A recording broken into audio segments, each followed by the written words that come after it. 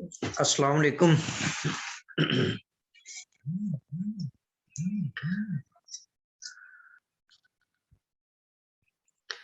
जी, आज हमारा complex analysis का लेक्चर नंबर 19 है।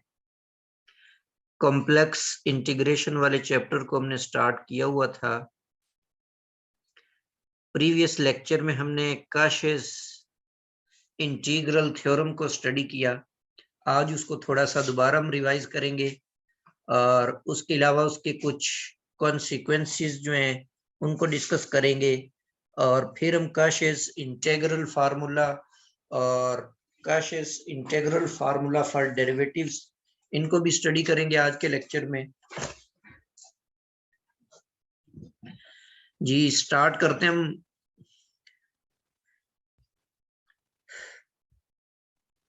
फर्स्ट ऑफ ऑल जो प्रीवियस लेक्चर में हमने स्टडी किया था काशेस फार्मूला, उसको थोड़ा सा रिवाइज करते हैं। जी काशेस इंटीग्रल थ्योरम के अंदर हमने ये बात की थी कि f of z is analytic in a simply connected domain D, then for every simple closed path C in D, this line integral must be equal to 0। जैसे नीचे ये मैंने ये रीजन लिया हुआ है, ये D एक सिंपली कनेक्टेड डोमेन है। सिंपली कनेक्टेड डोमेन की डेफिनेशन हम पढ़ चुके हैं कि ऐसा रीजन होता है जिसके अंदर कोई होल एग्जिस्ट नहीं करता। तो ये मैंने एक ऐसा रीजन लिया जिसमें कोई होल नहीं है। इसके अंदर मैंने एक कर्व ले लिया सी, जिसको मैंने नाम दिया, और ये जो कर्व है इसके ऊपर भी क्या कंडीशन है कि ये सिंपल भी है और क्लोज भी है। रीजन के ऊपर सिंपली कनेक्टेड और कर्व के ऊपर सिंपली क्लोज्ड, ठीक है। और फंक्शन के ऊपर क्या कंडीशन कि ये एनालिटिक है।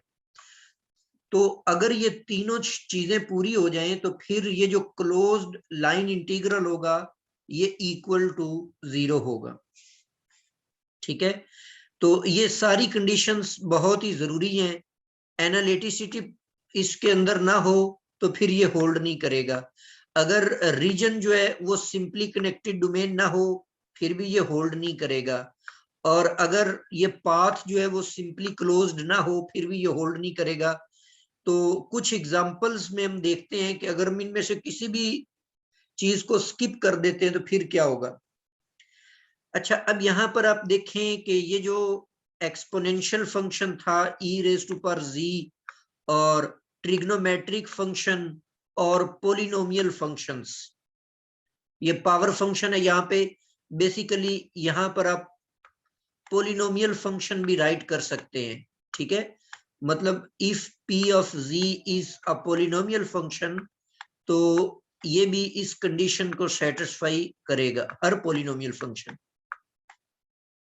तो ये सारे के सारे अगर कोई भी आप क्लोज्ड पाथ ले लेते हैं तो ये सारे चूंकि एंटायर फंक्शन होते हैं, तो वो जो सिंपली कनेक्टेड डोमेन का कंसेप्ट है वो क्योंकि एंटायर है तो रीजन कोई भी आप चूज कर सकते हैं, क्योंकि पूरे फंक्शन के अंदर होल होता ही नहीं इन फंक्शंस के लिए।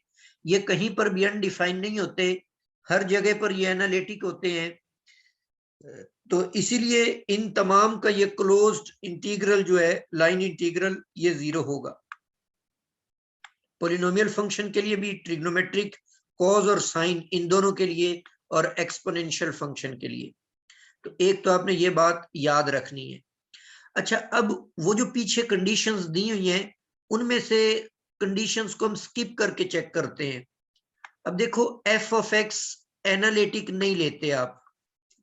जैसे यहाँ पर सीकंड जी आपने लिया हुआ है तो ये जो है 90 के ऑड मल्टीपल्स पर ये एनालिटिक नहीं होता। नीचे मैंने लिखा हुआ है कि अगर मैं सी जो है ये एक यूनिट सर्कल ले लेता हूं, मतलब ये एंटायर फंक्शन लेता हूं, डी जो है वो मैंने पूरा कॉम्प्लेक्स प्लेन ले लिया, और कर्व में क्या लेता हूं, यूनिट सर्कल। इस यूनिट सर्कल के अंदर ये जो सीकंड है, सीकंड 90 के ऑड मल्टीपल्स पर ये एनालिटिक नहीं होता। but all points lies outside C, none lies on C or inside C। ठीक है, लेकिन अगर आपने इनको एनालिटिक नहीं लिया हुआ लेकिन इसके बावजूद ये इंटीग्रल 0 है। ठीक है, इसी तरह ये जो सेकंड इंटीग्रल है ये भी एनालिटिक नहीं है। अगर आप यूनिट सर्कल लेते हैं ये, अब इसमें आप देखें ये जी स्क्वायर प्लस 2 है तो इसके 2 रूट्स बनते हैं, ए 2 आयोटा। अब ये चूंकि यूनिट सर्कल है ये 2 आयोटा जो है ये यहाँ पर 1 आयोटा होगा और यहाँ पर 2 आयोटा होगा, तो ये भी आउटसाइड ऑफ द डोमेन है। और यहां पर भी चेक कर लें, ये भी आउटसाइड ऑफ द डोमेन है। ये जो पहला था इसमें π/2 जो है ये भी π/2 अगर करें तो ये 3.14 बनता है। इसको डिवाइड करें 2 पर तो ये 1 पॉइंट समथिंग बन जाता है, जबकि हमने सी क्या लिया हुआ है, यूनिट सर्कल। तो इसका मतलब है कि ये भी ये वैल्यूज यहां पर एग्जिस्ट करेंगी या यहां पर एग्जिस्ट करेंगी। तो इसका मतलब है कि ये जो इंटीग्रल्स हैं इन फंक्शंस के, अब इसके भी काफी सारे पॉइंट्स हैं जहां पर ये एनालिटिक नहीं है, लेकिन इसके बावजूद 0 क्यों है? क्योंकि जो आपने कर्व ली हुई है ना, इस कर्व के अंदर ये एनालिटिक है, इसके हर पॉइंट के ऊपर। और इसी तरह इसके अंदर जो 2 पॉइंट्स हैं 2 आयोटा और -2 आयोटा, इन दोनों पर ये एनालिटिक नहीं था, लेकिन ये दोनों इस रीजन से आउटसाइड हैं। मतलब आप ये कह सकते हैं कि 1/z² + 4 जो है वो इस जो कर्व आपको दी हुई है इसके इनसाइड ये भी एनालिटिक है। जो इसके सिंगुलर पॉइंट्स एग्जिस्ट करते हैं वो आउटसाइड ऑफ द डोमेन है, तो उससे फर्क नहीं पड़ेगा। ठीक है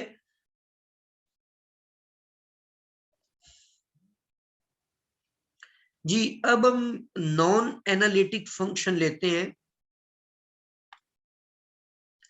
जैसे z कॉन्जुगेट है, ये प्रीवियस लेक्चर के अंदर हमने इसको इवेलुएट किया था, तो इसका रिजल्ट 2 पाई आयोटा निकला था। तो अब ये कोई भी आप क्लोज्ड कर्व लेते हैं तो कोई भी क्लोज्ड कर्व के अराउंड, जैसे हमने यहाँ पर यूनिट सर्कल लिया हुआ है, यूनिट सर्कल में आप इसको चेक करते हैं तो वो 2 पाई आयोटा आ जाता है। तो अब ये 0 तो नहीं निकला, लेकिन ये काशिस थ्योरम कोई कंट्राडिक्शन नहीं है, क्योंकि उसमें एनालिटिसिटी की कंडीशन थी, जबकि जी कॉन्जुगेट तो एनालिटिक नहीं होता, तो इसीलिए ये उसकी कंट्राडिक्शन नहीं होगी। अच्छा, दूसरी बात है, यहाँ पर जो एनालिटिसिटी है वो सफिशिएंट कंडीशन है, नेसेसरी नहीं है। जैसे मिसाल के तौर पर ये इंटीग्रल आपने इवेलुएट किया तो ये 0 निकल आया, लेकिन फंक्शन तो एनालिटिक नहीं है। तो अगर फंक्शन एनालिटिक हो तो इंटीग्रल 0 निकलेगा, लेकिन अगर इंटीग्रल 0 निकल आए तो आप ये नहीं कह सकते कि वो एनालिटिक है। मतलब इसका कन्वर्स जो है वो लाजमी नहीं है होल्ड करे। ये आप एग्जाम्पल उसमें यूज कर सकते हैं, उसकी काउंटर एग्जाम्पल के तौर पे, कि ये ऐसा इंटीग्रल है जो 0 है, लेकिन ये जो फंक्शन है 1/z², ये फंक्शन 0 के ऊपर एनालिटिक नहीं है। ठीक है, तो इसीलिए काशिस थ्योरम जो है उसका कन्वर्स जो है वो ट्रू नहीं है जी। इसी तरह सिंपल कनेक्टेडनेस जो है ये भी एसेंशियल है। मिसाल के तौर पे मैं सी जो है ना, सी एक सॉरी सी नहीं, डी जो रीजन है वो मैं ले लेता हूं, जैसे मिसाल के तौर पे जी मॉड ग्रेटर देन 1/2 ले लेते हैं हम, और लेस देन 3/2 ले लेते हैं। अब ये रीजन कैसा बनेगा? ये रीजन ऐसा बन जाएगा कि जो ऐसे पॉइंट्स जिनकी absolute value less than half हो, तो वो ऐसा सर्कल सा बन जाएगा। इसी तरह उनकी मॉडुलस वैल्यू 3/2 से लेस हो तो ये वो वाला सर्कल बन जाएगा। तो अब आपने लेना क्या है, इसका ये जो दरमियानी रीजन है, मतलब ये डबली कनेक्टेड रीजन आपने ले लिया क्योंकि इसके सेंटर में होल एग्जिस्ट करता है। तो ये जो फंक्शन है 1/z, ये तो इसके अंदर एनालिटिक है, और लेकिन इसका जो एनालिटिक होने के बावजूद इसका रिजल्ट जो है वो 0 नहीं निकला। तो इसका मतलब ये है कि यहाँ पर कोई कंडीशन फुलफिल नहीं हो रही। तो ये जो आपने रीजन लिया है, ये रीजन सिंपली कनेक्टेड नहीं है, ये डबली कनेक्टेड है। तो इसीलिए वो जो काशियस थ्योरम के अंदर एक कंडीशन है कि जो रीजन आप लेते हैं वो सिंपली कनेक्टेड होना चाहिए, तो वो कंडीशन इसमें फॉलो नहीं करता, इसलिए इसका रिजल्ट भी 0